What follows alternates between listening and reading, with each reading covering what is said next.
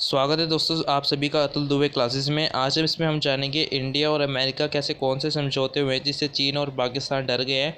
3 समझौते हुए और 3 समझौतों को अच्छे तरीके से जानते हैं।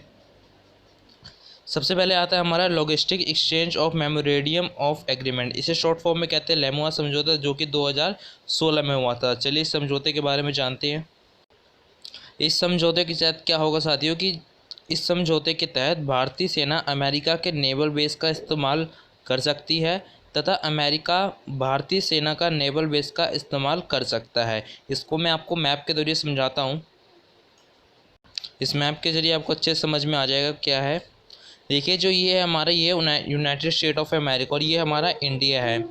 इन दोनों के बीच में समझौता हुआ है कि जितने भी अमेरिका के नेवल बेस हो, नेवल बेस क्या होते हैं, जहाँ पर जो जेट जो एयरप्लेन होते हैं, जो कि जेट होते हैं जिसमें मिसाइलें लगी रहती हैं, जहाँ पर वो उतरते हैं वहाँ पर इनकी पेट्रोलिंग, जहाँ पर इनकी पेट्रोलिंग की जाती है, इनमें मिसाइल भरी जाती है, वहाँ वो होते हैं नेवल बेस।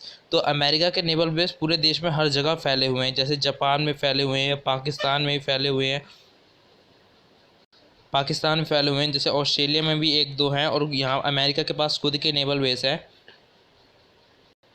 तो जो अमेरिका के इतने सारे जो नेवल बेस हैं वो फैले हुए हैं, उसमें समझौते के तहत ये बताया गया है कि जो भारत है वो अमेरिका के जो नेवल बेस है उसका इस्तेमाल कर सकता है, और जो भारत है वो भी अमेरिका के नेवल बेस का इस्तेमाल कर सकता है। समझिए, जैसे तौर पर अगर भारत का यहाँ से कोई हवाई जहाज़ जाता है, जैसे अगर जाए राफेल जाता है अगर इधर से भारत का, यहाँ से चाइना को घेरने के लिए, तो इधर है जापान है, तो अगर यहाँ से राफेल जाए, उसके यहाँ से पेट्रोल ख़त्म हो जाए, तो ये यहाँ पर अमेरिका के नेवल बेस में जो जापान में वहाँ पे उतर जाएगा और वहाँ से अपना पेट्रोल फिर फुल करा लेगा, मिसाइल जो भी लोड करवानी होगी वो भी करा लेगा।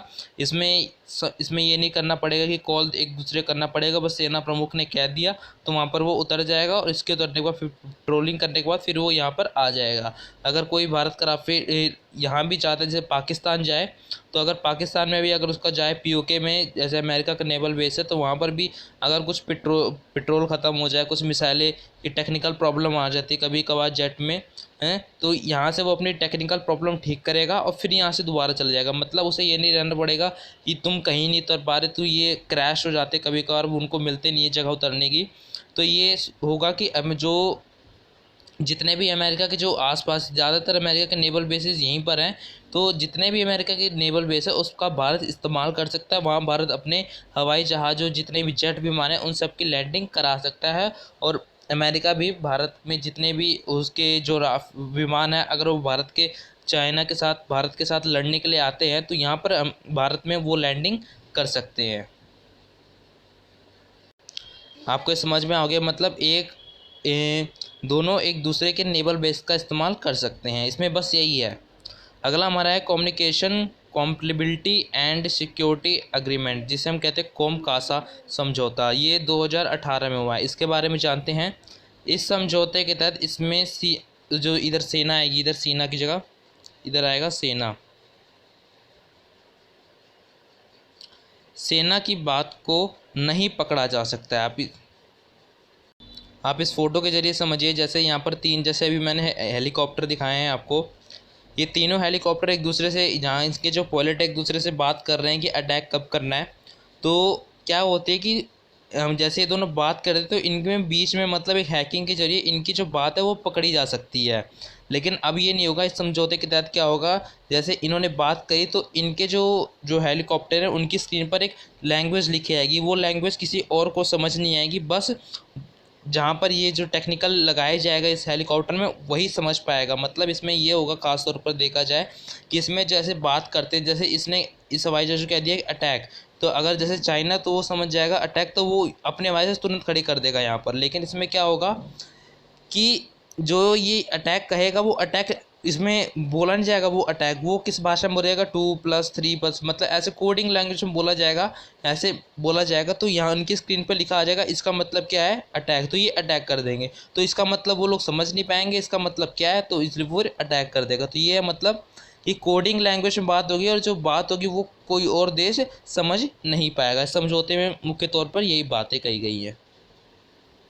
और जो अगला जो लास्ट समझौता है वो काफ़ी अच्छा समझौता है। और आपको दो जो मैंने पिछले बताए समझौते आपको समझ में आ गया। उसमें जो पहला समझौता उसमें क्या है कि को अमेरिका और जो इंडिया है एक दूसरे का नेवल बेस का इस्तेमाल कर सकते हैं। और जो दूसरा समझौता उसमें क्या गया कि इसमें जो मिलिट्री की जो बातचीत होती है वो कोडिंग लैंग्वेज में होगी, और वो जो मिलिट्री के जो हेलीकॉप्टर हैं वो उन्हीं को समझ में आएगी, और जो मिलिट्री को जो हमारे देश के उन्हीं को समझ में आएगी, बाकी को नहीं समझ में आएगी। मतलब वो अलग ही लैंग्वेज में बात होगी, वो सीक्रेट कोड होते हैं।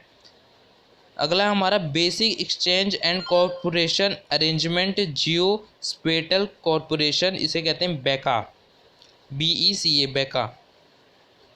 ये बेका समझौता क्या है, इसमें हम जानते हैं, जैसे आप समझिए इस समझौते के साथ क्या है। ये समझौता काफ़ी अच्छा है। जैसे आप समझिए कि जो इंडियन मिलिट्री जो सैटेलाइट है वो कितनी है, 3 है। और जो चाइना की जो मिलिट्री सैटेलाइट है वो कितनी है, 5 है। लेकिन जो अमेरिका की जो सैटेलाइट है वो कितनी है, 150 सैटेलाइट है। मिलिट्री की सैटेलाइट बता रहा हूँ, वैसे सैटेलाइट नहीं बता रहा हूँ। जो मिलिट्री की सैटेलाइट होती है वो कितनी है, 150 है। वो जो अमेरिका की जो सैटेलाइट है वो कितनी है, 150 अमेरिका की सैटेलाइट है। इसमें क्या हो सकता है कि जो अमेरिका की जो सैटेलाइट है वो भारत की जो सेना है, जहाँ पर भारत की जो सेना उनकी मदद कर सकती है। आप सोचेंगे, अगर आप इस मैप के जरिए समझेंगे कि जो अमेरिका की सैटेलाइट पूरे विश्व भर में हर जगह फैली हुई हैं, वो हर चप्पे चप्पे का ज़्यादा निगरानी रख सकती हैं अच्छे से। लेकिन जो अधिकतर जो सैटेलाइट देखी जाए अमेरिका की, तो ये यहाँ पर है एशिया में बहुत अधिकतर पर सैटेलाइट अमेरिका की है। तो इसमें क्या किया गया है कि अगर जैसे चाइना यहाँ पर कोई हलचल करता है तो अमेरिका की सैटेलाइट उसे पकड़ सकती है, उसकी फ़ोटो ले सकती है और बता सकती है क्या हलचल हो रही है। मतलब बहुत नज़दीके से फ़ोटो ले सकती है, आपकी घड़ी का टाइम भी बता सकती है कि आपकी घड़ी में कितना टाइम बज रहा है। तो मतलब इतने पास से भी वो लोग फ़ोटो दिखा सकते हैं। एक ऐसी सैटेलाइट भारत के पास भी है, लेकिन भारत के पास बस तीन ही या 2 सैटेलाइट हैं, उसकी मदद से नहीं हो सकता क्योंकि चाइना बहुत विशाल देश है।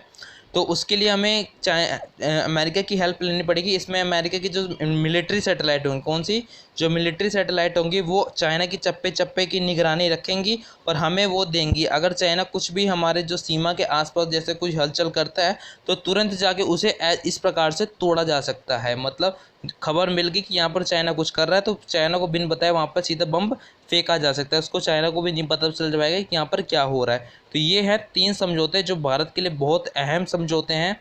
इससे चाइना और पाकिस्तान है उनको काफ़ी डर लगे, क्योंकि जो अमेरिका है वो उन दोनों मुल्कों से ताकतवर है। और इसमें जो हमारे साइंटिस्ट हैं, जो इसरो के साइंटिस्ट हैं, वो भी इन सैटेलाइट पे काम कर रहे हैं। आशा करता हूँ आपको ये थोड़ी सी जानकारी अच्छी लगी होगी। अगर ये जानकारी अच्छी लगी तो चैनल को सब्सक्राइब कीजिए और अपने दोस्तों को भी इस वीडियो को ज़रूर शेयर कीजिए।